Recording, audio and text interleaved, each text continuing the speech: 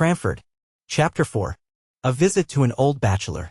A few days after, a note came from Mr. Holbrook asking us, impartially asking both of us, in a formal, old-fashioned style, to spend a day at his house, a long June day, for it was June now. He named that he had also invited his cousin, Miss Pole, so that we might join in a fly which could be put up at his house. I expected Miss Mattie to jump at this invitation, but no.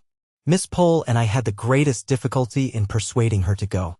She thought it was improper and was even half annoyed when we utterly ignored the idea of any impropriety in her going with two other ladies to see her old lover. Then came a more serious difficulty. She did not think Deborah would have liked her to go. This took us half a day's good hard talking to get over, but at the first sentence of relenting I seized the opportunity and wrote and dispatched an acceptance in her name, fixing day and hour, that all might be decided and done with. The next morning she asked me if I would go down to the shop with her, and there, after much hesitation, we chose out 3 caps to be sent home and tried on, that the most becoming might be selected to take with us on Thursday. She was in a state of silent agitation all the way to Woodley. She had evidently never been there before, and although she little dreamt I knew anything of her early story, I could perceive she was in a tremor at the thought of seeing the place which might have been her home, and round which it is probable that many of her innocent girlish imaginations had clustered. It was a long drive there, through paved jolting lanes. Miss Matilda sat bolt upright and looked wistfully out of the windows as we drew near the end of our journey. The aspect of the country was quiet and pastoral. Woodley stood among fields, and there was an old-fashioned garden where roses and currant bushes touched each other, and where the feathery asparagus formed a pretty background to the pinks and gillyflowers. There was no drive up to the door. We got out at a little gate and walked up a straight box-edged path. "My cousin might make a drive, I think," said Miss Pole, who was afraid of earache and had only her cap on. "I think it is very pretty," said Miss Mattie, with a soft plaintiveness in her voice and almost in a whisper, for just then Mr. Holbrook appeared at the door, rubbing his hands in very effervescence of hospitality. He looked more like my idea of Don Quixote than ever, and yet the likeness was only external. His respectable housekeeper stood modestly at the door to bid us welcome, and while she led the elder ladies upstairs to a bedroom, I begged to look about the garden. My request evidently pleased the old gentleman, who took me all round the place and showed me his 26 cows, named after the different letters of the alphabet. As we went along, he surprised me occasionally by repeating apt and beautiful quotations from the poets, ranging easily from Shakespeare and George Herbert to those of our own day. He did this as naturally as if he were thinking aloud, and their true and beautiful words were the best expression he could find for what he was thinking or feeling. To be sure, he called Byron "my Lord Baron," and pronounced the name of Goethe strictly in accordance with the English sound of the letters, as Goethe says, "Ye ever-verdant palaces," and see, altogether, I never met with a man, before or since, who had spent so long a life in a secluded and not impressive country, with ever-increasing delight in the daily and yearly change of season and beauty. When he and I went in, we found that dinner was nearly ready in the kitchen, for so I supposed the room ought to be called, as there were oak dressers and cupboards all round, all over by the side of the fireplace, and only a small Turkey carpet in the middle of the flag floor. The room might have been easily made into a handsome dark oak dining parlor by removing the oven and a few other appurtenances of a kitchen, which were evidently never used, the real cooking place being at some distance. The room in which we were expected to sit was a stiffly furnished, ugly apartment, but that in which we did sit was what Mr. Holbrook called the counting house, where he paid his laborers their weekly wages at a great desk near the door. The rest of the pretty sitting room, looking into the orchard and all covered over with dancing tree shadows, was filled with books. They lay on the ground, they covered the walls, they strewed the table. He was evidently half ashamed and half proud of his extravagance in this respect. They were of all kinds, poetry and wild weird tales prevailing. He evidently chose his books in accordance with his own tastes, not because such and such were classical or established favorites. "Ah," he said, "we farmers ought not to have much time for reading, yet somehow one can't help it." "What a pretty room," said Miss Mattie sotto voce. "What a pleasant place," said I, aloud, almost simultaneously. "Nay, if you like it," replied he, "but can you sit on these great, black leather, 3-cornered chairs? I like it better than the best parlor, but I thought ladies would take that for the smarter place." It was the smarter place, but, like most smart things, not at all pretty, or pleasant, or homelike, so, while we were at dinner, the servant girl dusted and scrubbed the counting-house chairs, and we sat there all the rest of the day. We had pudding before meat, and I thought Mr. Holbrook was going to make some apology for his old-fashioned ways, for he began, "I don't know whether you like newfangled ways." "Oh, not at all," said Miss Mattie. "No more do I," said he. My housekeeper will have these in her new fashion, or else I tell her that when I was a young man we used to keep strictly to my father's rule, no broth, no ball, no beef, and always began dinner with broth. Then we had suet puddings boiled in the broth with the beef, and then the meat itself. If we did not sup our broth, we had no ball, which we liked a deal better, and the beef came last of all, and only those had it who had done justice to the broth and the ball. Now folks begin with sweet things and turn their dinners topsy-turvy. When the ducks and green peas came, we looked at each other in dismay. We had only two-pronged, black-handled forks. It is true the steel was as bright as silver, but what were we to do? Miss Mattie picked up her peas, one by one, on the point of the prongs, much as Amina ate her grains of rice after her previous feast with the ghoul. Miss Pole sighed over her delicate young peas as she left them on one side of her plate untasted, for they would drop between the prongs. I looked at my host. The peas were going wholesale into his capacious mouth, shoveled up by his large round-ended knife. I imitated, I survived. My friends, in spite of my precedent, could not muster up courage enough to do an ungenteel thing, and if Mr. Holbrook had not been so heartily hungry, he would probably have seen that the good peas went away almost untouched. After dinner, a clay pipe was brought in and a spittoon, and asking us to retire to another room where he would soon join us if we disliked tobacco smoke, he presented his pipe to Miss Mattie and requested her to fill the bowl. This was a compliment to a lady in his youth, but it was rather inappropriate to propose it as an honor to Miss Mattie, who had been trained by her sister to hold smoking of every kind in utter abhorrence. But if it was a shock to her refinement, it was also a gratification to her feelings to be thus selected, so she daintily stuffed the strong tobacco into the pipe, and then we withdrew. "It is very pleasant dining with a bachelor," said Miss Mattie softly, as we settled ourselves in the counting-house. "I only hope it is not improper, so many pleasant things are." "What a number of books he has," said Miss Pole, looking round the room. "And how dusty they are." "I think it must be like one of the great Dr. Johnson's rooms," said Miss Mattie. "What a superior man your cousin must be." "Yes," said Miss Pole, "he's a great reader, but I'm afraid he has got into very uncouth habits with living alone." "Oh, uncouth is too hard a word. I should call him eccentric. Very clever people always are," replied Miss Mattie. "Picture, now, what color are ash buds in March?" When Mr. Holbrook returned, he proposed a walk in the fields, but the two elder ladies were afraid of damp and dirt and had only very unbecoming calashes to put on over their caps, so they declined. And I was again his companion in a turn which he said he was obliged to take to see after his men. He strode along, either wholly forgetting my existence or soothed into silence by his pipe, and yet it was not silence exactly. He walked before me with a stooping gait, his hands clasped behind him, and, as some tree or cloud or glimpse of distant upland pastures struck him, he quoted poetry to himself, saying it out loud in a grand sonorous voice, with just the emphasis that true feeling and appreciation give. We came upon an old cedar tree which stood at one end of the house. The cedar spreads his dark green layers of shade. Capital term, layers. Wonderful man.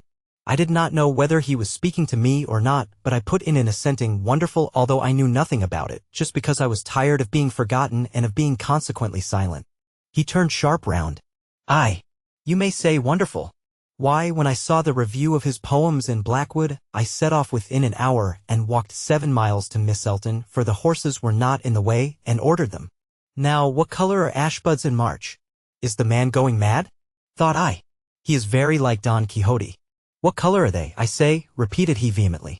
"I am sure I don't know, sir," said I with the meekness of ignorance. "I knew you didn't. No more did I, an old fool that I am, till this young man comes and tells me. Black as ash buds in March. And I've lived all my life in the country, more shame for me not to know. Black, they are jet black, madam." And he went off again, swinging along to the music of some rhyme he had got hold of.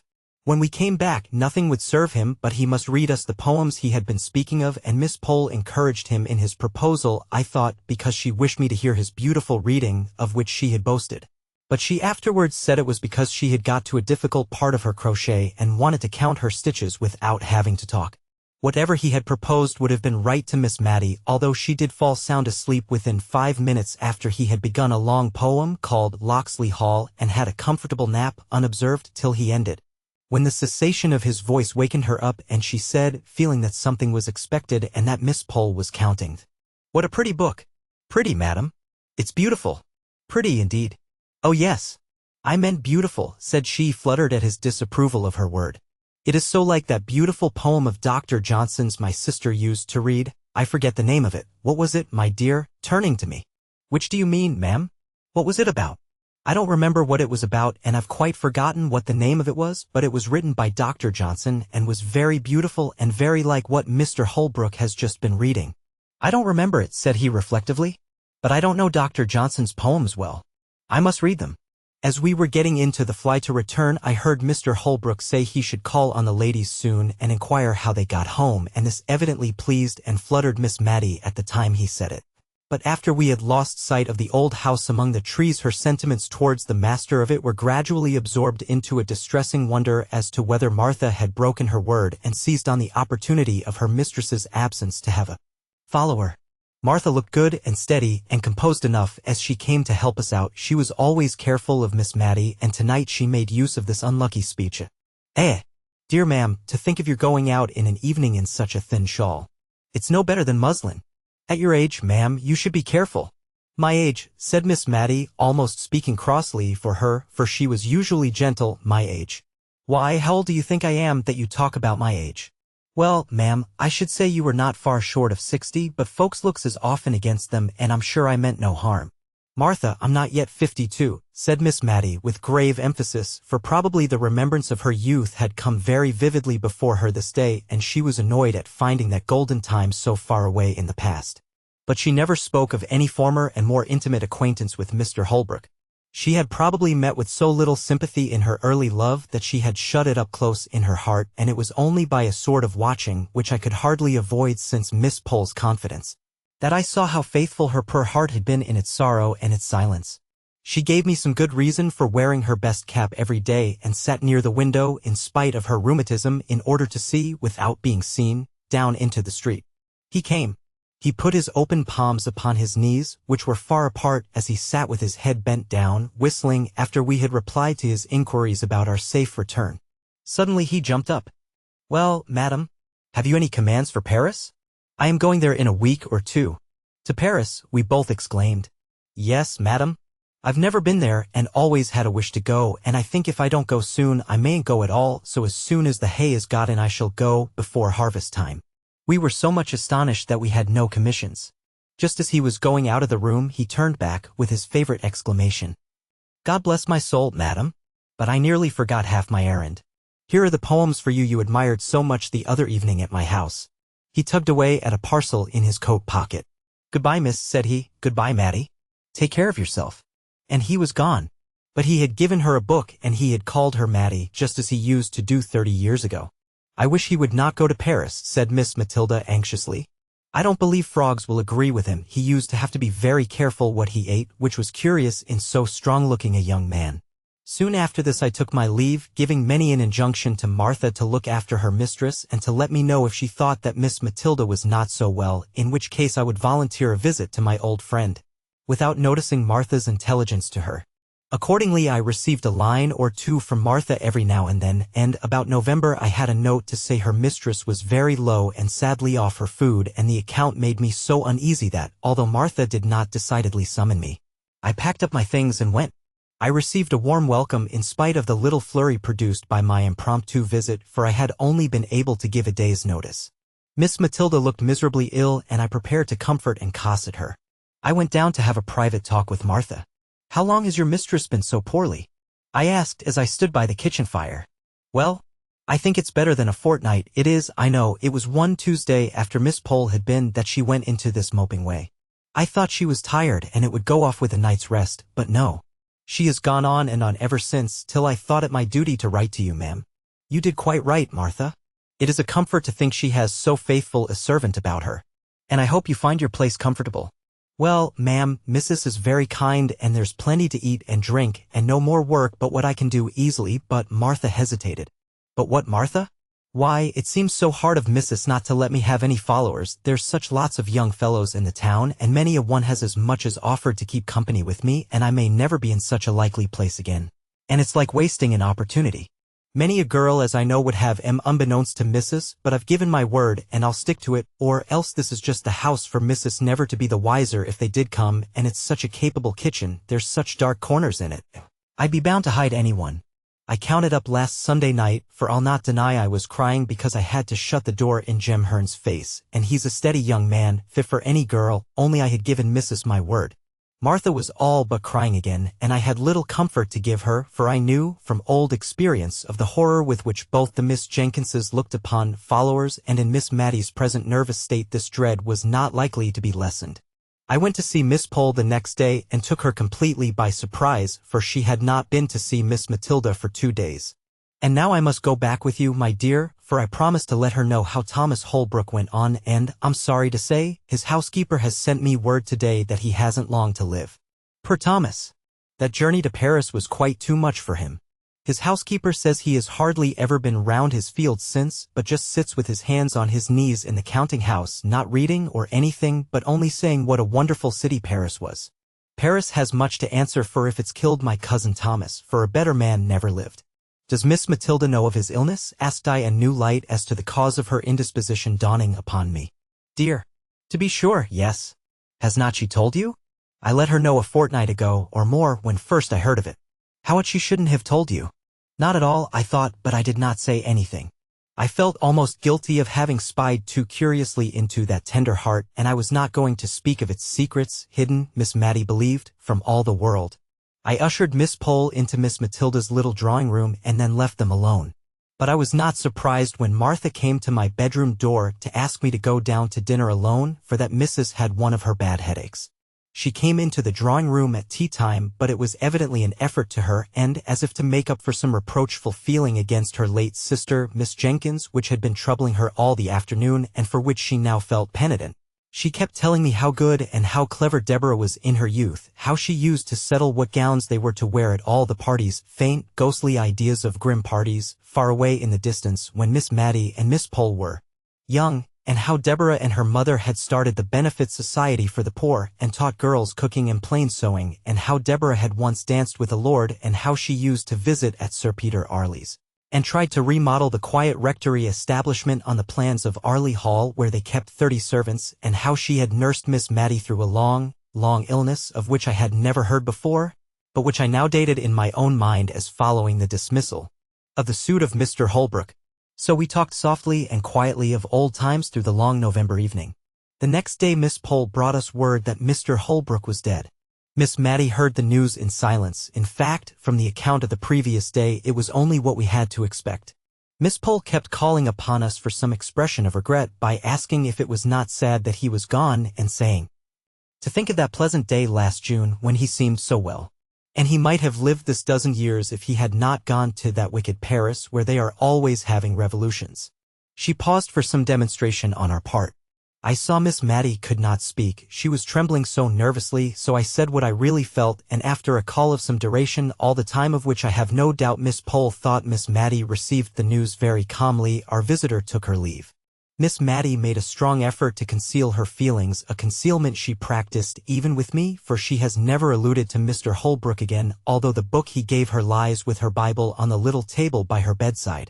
She did not think I heard her when she asked the little milliner of Cranford to make her caps something like the Honorable Mrs. Jameson's, or that I noticed the reply. "But she wears widow's caps, ma'am?" "Oh, I only meant something in that style, not widows, of course, but rather like Mrs. Jameson's."